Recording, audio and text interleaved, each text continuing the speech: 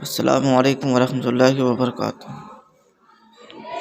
بسم اللہ الرحمن الرحیم۔ نحن نزلنا الذکر وإنا لہ لحافظون۔ صدق اللہ المولانا العظیم۔ درود شریف پڑھ اللہم صلی علی سیدنا و مولانا محمد وبارک وسلم۔ صلاۃ و سلام علیک یا رسول اللہ صلی اللہ تعالی علیہ وسلم۔ قرآن شریف کی آیت نحن نزلنا الذکر وإنا لہ لحافظون، جو قرآن کو نازل کرنے والے ہم ہیں اور اس کی حفاظت بھی ہم نے اپنے ذمہ میں رکھی ہے۔ جو موضوع ہے یہ ہے کہ قرآن شریف کو کتابی شکل میں کیسے لایا گیا، اسی کے اعتبار سے یہ آیت کریمہ، اس لیے کہ آپ کو اس بات کا علم ہے کہ جس وقت حضور نبی کریم صلی اللہ تعالی علیہ وسلم کا وصال ہوا، اس وقت قرآن کتابی شکل میں نہ تھا، بلکہ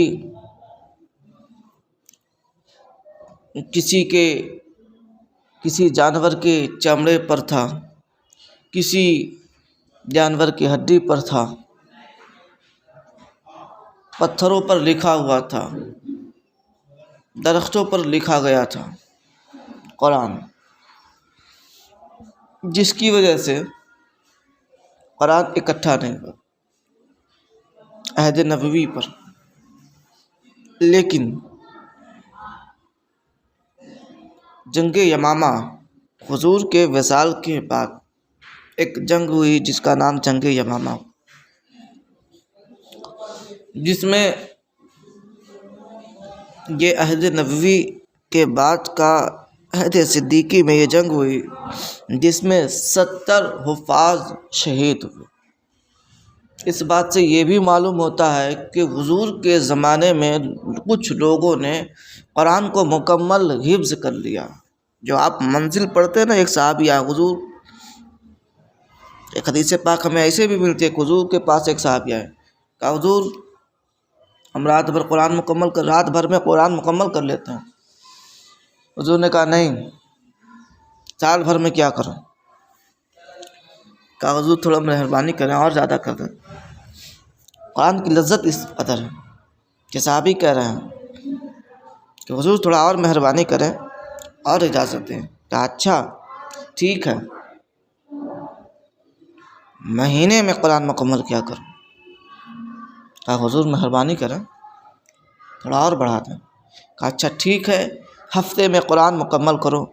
جو یہ ہمارے سامنے قرآن کی 7 منزلیں ہیں، یہ 7 دن کے اعتبار سے یہ منزل ہے، یعنی وہ صحابی ایک دن میں جتنا پڑھتے تھے وہ ایک منزل ہوتی، دوسرے دن جو پڑھتے تھے وہ دوسری منزل ہے، تیسرے دن جو پڑھتے تھے تیسری منزل، اسی طریقے سے وہ 7 دن میں 7 منزل مکمل قرآن پڑھ لیا کرتے تھے۔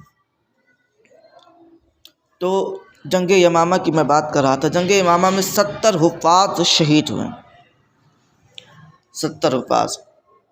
حضرت عمر رضی اللہ تعالی عنہ حضرت ابو بکر صدیق رضی اللہ تعالیٰ عنہ کے پاس آئے، کہا حضرت اگر یہی معاملہ رہا تو قرآن قریب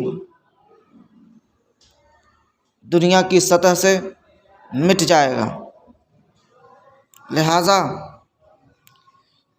قرآن کو کتابی شکل میں دیا جائے۔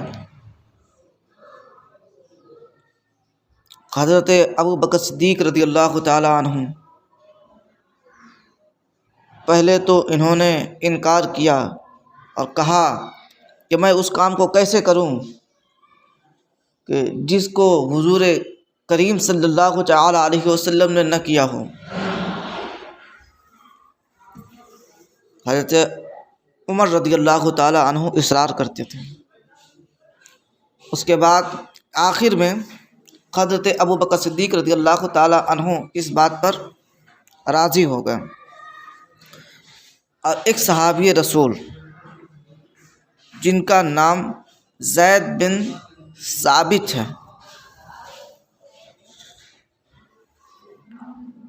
انہیں بلا کر کے قرآن شریف لکھوانا شروع ہو۔ حضرت عہد صدیقی میں،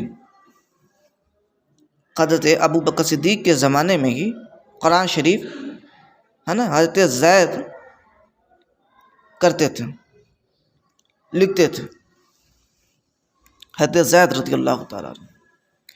جب یہ معاملہ ہو گیا تو اس قرآن کو حضرت حفصہ جو حضرت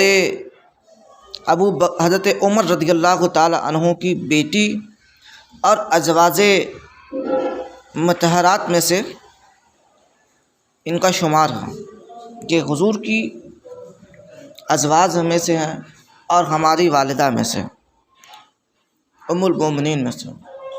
تو جب انہوں نے یہ کام کیا تو کام یہ ہو گیا، پھر یہی قرآن، اچھا یہ قرآن وہی قرآن ہے جو عہد نبوی میں ہی الگ الگ جگہ پر رکھا گیا تھا، وہ حضرت عائشہ صدیقہ سلام اللہ علیہا کے پاس تھا۔ تو اس کو لا کر کے اسے ایک جا کیا، جب یہ قرآن مکمل ہو گیا تو وہ قرآن آج بھی سعودیہ کی میوزیم میں رکھا ہوا ہے، آج بھی۔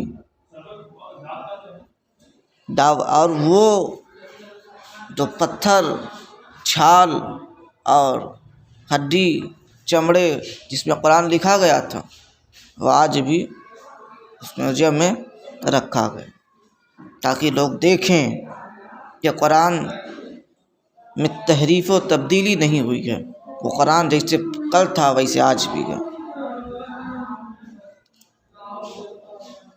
حضرت ابو بکر صدیق رضی اللہ تعالیٰ عنہ کے دور میں قرآن مکمل ہوا۔ اس کے بعد حضرت عثمان ذو النورین رضی اللہ تعالیٰ عنہ کے عہد میں ایک بڑا فتنہ اٹھنے کی کوشش کر رہا تھا، وہ یہ تھا کہ وہ تمام تر لوگ جو قرآن پڑھنے والے تھے ان میں قرآن کی تفسیر، کیونکہ حضور نے تفسیر جو بیان کی تھی عربی تھی، کیونکہ حضور کی زبان عربی تھی اور قرآن بھی عربی، تو قرآن کی عبارت کے ساتھ قرآن کی تفسیر مکمل طور پر یا بعض طور پر قرآن میں جانے لگی، یعنی قرآن کو تفسیر جو تھی، قرآن کی تفسیر جو تھی، قرآن سمجھ کر لوگ پڑھنے لگے، قرات میں بھی، نماز سے قرات میں۔ تو پیچھے سے لقمہ آنے لگا، جب لقمہ آتا تو لوگ اختلاف کرتے، یہ ایک بہت بڑا فتنہ اٹھ رہا تھا۔ حضرت عثمان ذو النورین رضی اللہ تعالیٰ عنہ کو جب اس بات کی خبر ہوئی تو حضرت عثمان رضی اللہ تعالیٰ عنہ نے تمام تر علاقوں سے قرآن کے نسخے کو منگوایا، چاہے وہ عراق ہو، چاہے وہ ایران ہو، چاہے وہ ملک یمن ہو، چاہے ملک شام ہو، کہیں کی بھی جو تمام تر کتابی شکل جو تھی ان سبوں کو حضرت عثمان ذو النورین رضی اللہ تعالیٰ عنہ نے منگایا اور ان سب کو آگ کے حوالے کر دیا۔ اور جو ازواج مطہرات میں سے حضرت حفصہ رضی اللہ تعالیٰ عنہا کے پاس جو قرآن تھا وہ منتقل ہو کر حضرت عائشہ صدیقہ سلام اللہ علیہ ان سے قرآن لے کر کے اسے قرآن بنایا، قرآن کو لکھا گیا دوبارہ، اور اسے جن جن علاقوں میں سے قرآن منگایا گیا تھا اور انہیں آگ کے حوالے کر دیا گیا، انہیں دوسری مرتبہ قرآن دیا گیا اور کہا گیا یہ اصل قرآن ہے۔ اس سے پہلے جو قرآن تھے اس میں لوگوں نے تفسیر کو ملا دیا تھا، اور اسے قرآن سمجھ کر لوگ پڑھتے تھے، لہٰذا اب ایسا نہیں ہوگا۔ آج بھی وہ قرآن محفوظ ہے ترکیوں کی میوزیم میں، اور سعودیہ میں بھی اس کا آج بھی وہ میوزیم میں اس کی کتاب جو حضرت عثمان رضی اللہ تعالیٰ عنہ نے لکھوایا تھا وہ بھی آج دیکھی جا سکتی ہے سعودیہ کی میوزیم میں۔ کسی صوفی نے کیا ہی خوب کہا ہے اس متعلق کہ حضرت ابو بکر صدیق رضی اللہ تعالیٰ عنہ نے قرآن کو جمع کیا ہے، یعنی وہ قرآن جو چھالوں پر تھا، درختوں پر تھا، ہڈیوں پر تھا، چمڑوں پر تھا، اس قرآن کو حضرت ابو بکر صدیق رضی اللہ تعالیٰ عنہ نے جمع کیا ہے، اور قرآن پر امت کو جمع کیا ہے حضرت عثمان نے، اس لیے کہ اس وقت قرآن میں تفسیر ملا دی گئی تھی، تو امت کا اختلاف ہو گیا۔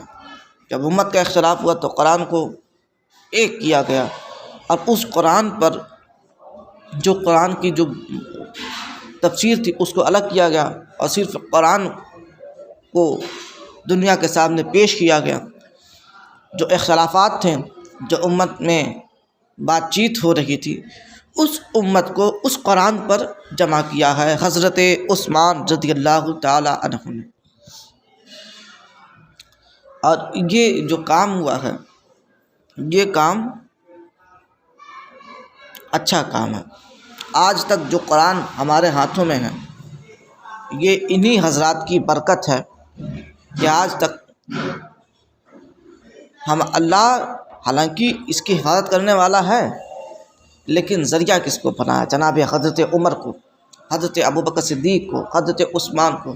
ان کا احسان ہمارے سروں پر تا قیامت رہے گا۔ جب تک قرآن پڑھنے والے رہیں گے تب تک ان کا احسان، ان کے احسان کے دبے ہوئے نظر آئیں گے۔ اللہ تبارک و تعالیٰ سے دعا ہے کہ ہم سبوں کو قرآن پڑھنے، سمجھنے، اس پر عمل کرنے کی توفیق عطا فرمائے، اور اپنے سینوں پر قرآن کو محفوظ کرنے کی توفیق عطا فرمائے۔ درمیان گفتگو اگر کسی قسم کی غلطی ہوئی ہو تو اللہ تبارک و تعالیٰ اپنے محبوب کے صدقے اور اس قرآن کی عظمت و برکت کے صدقے ہمارے گناہوں کو معاف کرے۔ استغفر اللہ ربی من کل ذنب واتوب الیہ، اشہد ان لا الہ الا اللہ واشہد ان محمدا عبدہ ورسولہ۔